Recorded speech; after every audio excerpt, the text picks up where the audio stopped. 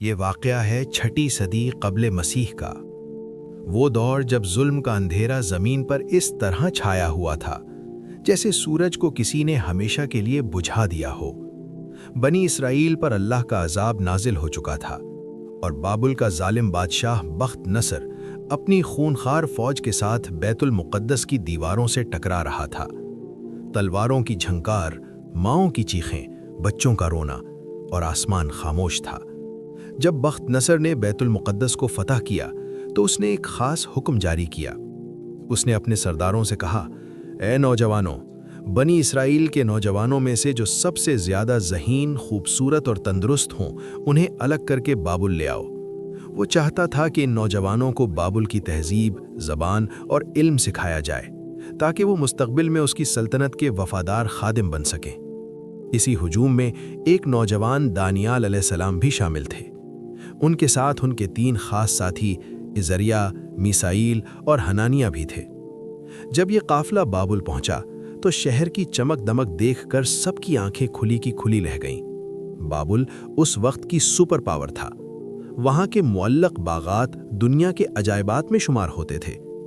اشتر دروازے کی نیلی چمک اور فرات کا چمکتا پانی، یہ سب ایک ایسی دنیا تھی جو بنی اسرائیل نے کبھی نہیں دیکھی تھی۔ جب قیدیوں کو بادشاہ کے دربار میں حاضر کیا گیا تو انہیں حکم دیا گیا کہ شاہی دسترخوان سے بہترین کھانے کھائیں اور شاہی شراب پئیں۔ لیکن یہاں ایک بہت بڑا مسئلہ تھا۔ وہ کھانا بخت نصر کے جھوٹے معبودوں کے نام پر ذبح کیا گیا ہوتا تھا جو اللہ کے نبی کے لیے حرام تھا۔ محل کے داروغے نے جب دیکھا کہ دانیال علیہ السلام نے شاہی کھانے کو چھونے سے بھی انکار کر دیا تو وہ ڈر گیا۔ اس نے کہا، اے نوجوان، اگر بادشاہ نے دیکھا کہ تم کمزور ہو رہے ہو تو وہ میرا سر قلم کر دے گا۔ تب حضرت دانیال علیہ السلام نے کمال دانشمندی سے کام لیا۔ انہوں نے ایک چیلنج دیا، ہمیں صرف 10 دن کا وقت دو، ہم صرف سبزیاں کھائیں گے اور پانی پئیں گے۔ 10 دن بعد ہمارا موازنہ ان نوجوانوں سے کرنا جو شاہی کھانا کھا رہے ہیں۔ وہ 10 دن بابل کے محل میں ایک خاموش جنگ کی طرح تھے۔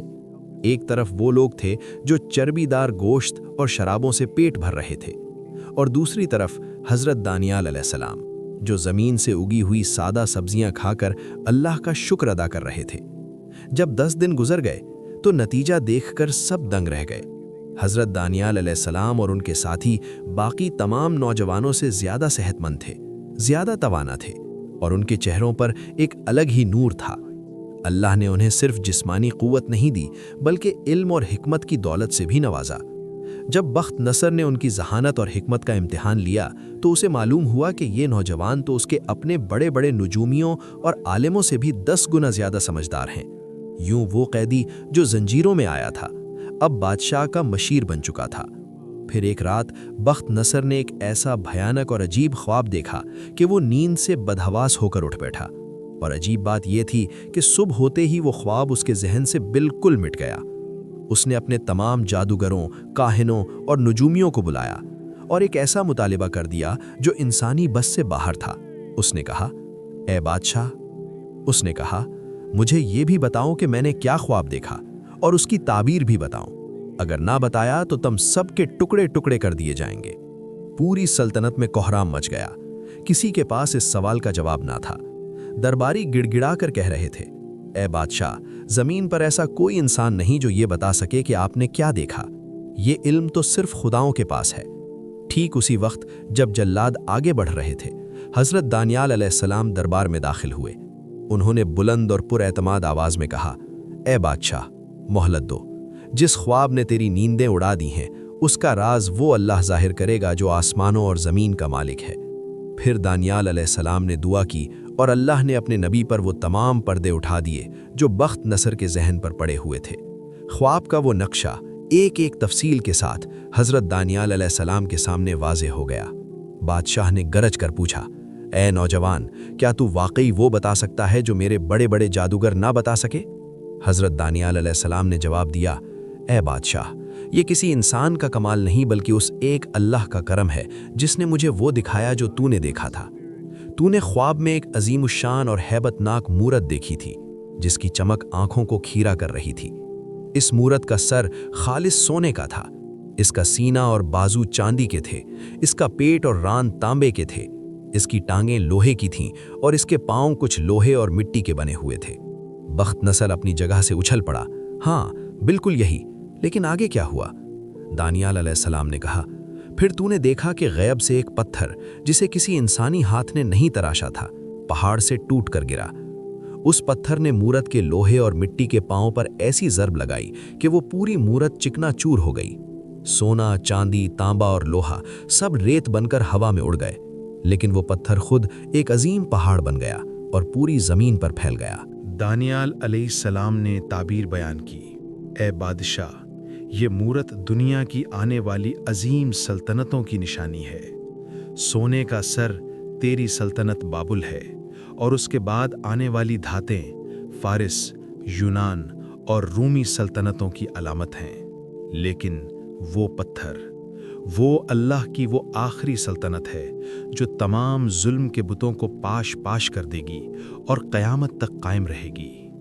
बख्त नज़र, वो जाबिर बादशाह, दानियाल अलैहिस्सलाम की इस रूहानी ताकत के आगे ढेर हो गया। उसने एतराफ़ किया, बेशक तेरा खुदा ही खुदाओं का खुदा है। लेकिन महल की इस इज्जत और शोहरत के पीछे एक बहुत बड़ा तूफान परवान चढ़ रहा था। बख्त नज़र के दरबारी और जादूगर, जिनकी जान तो बच गई थी, लेकिन जिनकी इज्जत खाक में मिल गई थी, वो अब दानियाल अलैहिस्सलाम के खून के प्यासे हो चुके थे। उन्होंने एक ऐसी साजिश तैयार की जिसका अंजाम सिर्फ और सिर्फ मौत था। महल के तारीक गोशों में सरगोशियां शुरू हो गईं। बख्त नस्र के बाद एक नया बादशाह दारा अल-मादी तख्त पर बैठा। दारा ने दानियाल अलैहिस्सलाम को अपना सबसे बड़ा मुशीर बनाया। पूरी सल्तनत में उनकी धाक बैठ गई। लेकिन हासिद दरबारियों ने नए बादशाह के पास पहुंचकर कहा, ऐ बादशाह, आपकी सल्तनत इतनी अजीम है कि आपके सिवा कोई इबादत का हक नहीं रखता।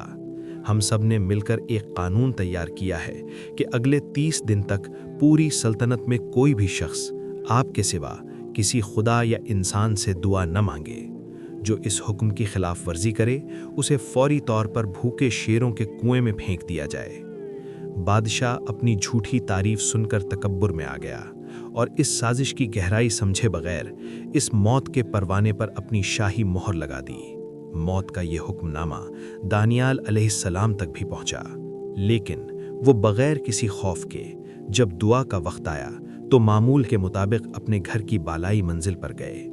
उन्होंने बगैर किसी डर के वो खिड़की खोली जिसका रुख बैतुल मुक़द्दस की तरफ था, और हस्बे मामूल दिन में 3 बार अपने रब के हुजूर सजदा रेज हो गए। उन्होंने छुपाने की कोई कोशिश नहीं की, वो खुल्लम खुल्ला अपने रब को पुकार रहे थे। ये थी हज़रत दानियाल अलैहिस्सलाम की शजाअत कि मौत का परवाना आ जाए लेकिन अल्लाह के आगे झुकना न छोड़ें। साजिश करने वाले तो इसी ताक में बैठे थे। जैसे ही उन्होंने दानियाल अलैहिस्सलाम को सजदे में गिरते देखा, उनकी आंखों में शैतानी चमक आ गई। वो दौड़े दौड़े बादशाह के पास पहुंचे। ऐ बादशाह, क्या आपने हुक्म जारी नहीं किया था? देखिए, इस यहूदी कैदी दानियाल ने आपके कानून को पांव तले रौंद दिया है।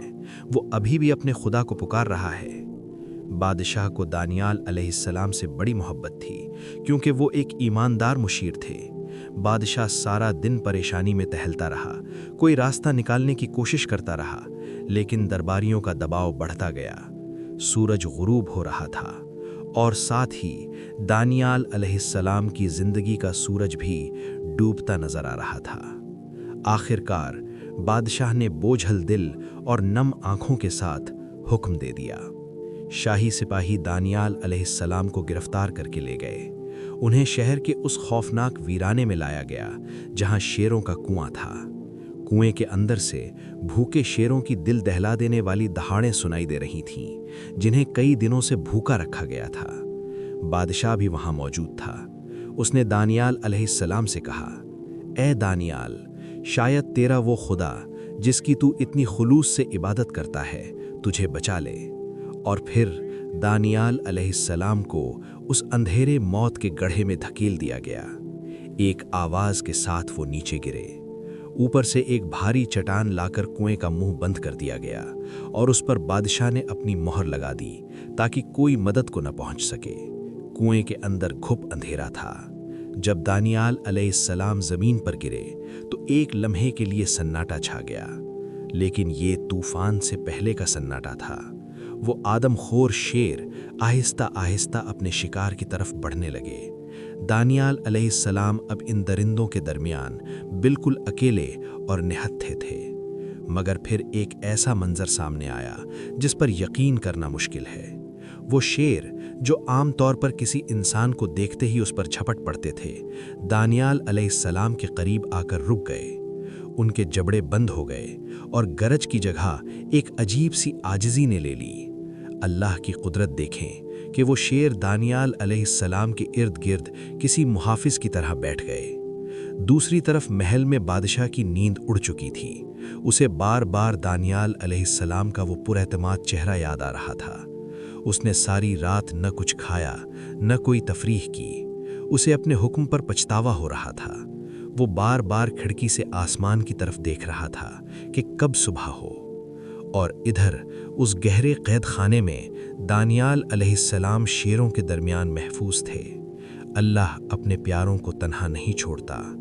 آخر کار وہ صبح آ ہی گئی جس کا سبھی کو انتظار تھا۔ بادشاہ ہانپتا کانپتا اس گڑھے کے پاس پہنچا جہاں دانیال علیہ السلام کو پھینکا گیا تھا۔ اسے یقین تھا کہ اب تک شیروں نے ہڈیاں تک چبا لی ہوں گی۔ اس نے لرزتی ہوئی آواز میں پکارا، اے دانیال، اے زندہ خدا کے بندے، کیا تیرے خدا نے جس کی تو ہمیشہ بندگی کرتا ہے تجھے شیروں سے بچا لیا؟ گڑھے کی گہرائی سے ایک پرسکون اور جاندار آواز آئی، اے بادشاہ، تو ہمیشہ جیتا رہے۔ میرے اللہ نے اپنا فرشتہ بھیجا اور ان شیروں کے منہ بند کر دیے کیونکہ میں اس کے حضور بے گناہ پایا گیا۔ بادشاہ کے حکم پر فوراً وہ بھاری پتھر ہٹایا گیا۔ جب دانیال علیہ السلام باہر نکلے تو لوگ دنگ رہ گئے۔ ان کے لباس پر ایک خراش تک نہ تھی، بلکہ ان کا چہرہ پہلے سے بھی زیادہ روشن تھا۔ بادشاہ نے انہیں گلے سے لگا لیا، لیکن انصاف ابھی باقی تھا۔ بادشاہ نے غصے میں آ کر حکم دیا کہ وہ تمام سازشی جنہوں نے دانیال علیہ السلام کے خلاف جال بنا تھا انہیں اسی گڑھے میں پھینک دیا جائے۔ روایت کہتی ہے کہ ابھی وہ لوگ گڑھے کے فرش تک پہنچے بھی نہیں تھے کہ وہی شیر جنہوں نے دانیال علیہ السلام کے سامنے سر جھکائے تھے ان سازشیوں پر بھوکے درندوں کی طرح ٹوٹ پڑے۔ پھر بادشاہ دارا نے پوری سلطنت میں اعلان کیا، میری سلطنت کے تمام لوگ سن لیں، دانیال کا خدا ہی زندہ خدا ہے، اس کی سلطنت ابد تک قائم رہے گی۔ وہ نجات دیتا ہے، وہ بچاتا ہے، اس نے دانیال کو شیروں کے پنجوں سے بچایا۔ یہ تھی حضرت دانیال علیہ السلام کی داستان، وہ نبی جنہیں قید میں بھی اللہ نے عزت دی، شیروں کے گڑھے میں بھی اللہ نے بچایا، اور جن کے سامنے دنیا کے سب سے طاقتور بادشاہ نے اقرار کیا۔ یہ داستان ہمیں ایک سبق دیتی ہے، جب اللہ کسی کو اپنا لے تو نہ شیروں کا گڑھا اسے نقصان پہنچا سکتا ہے، نہ بادشاہ کا جلاد، نہ ظلم کا اندھیرا، کیونکہ اللہ اپنے بندوں کو کبھی تنہا نہیں چھوڑتا۔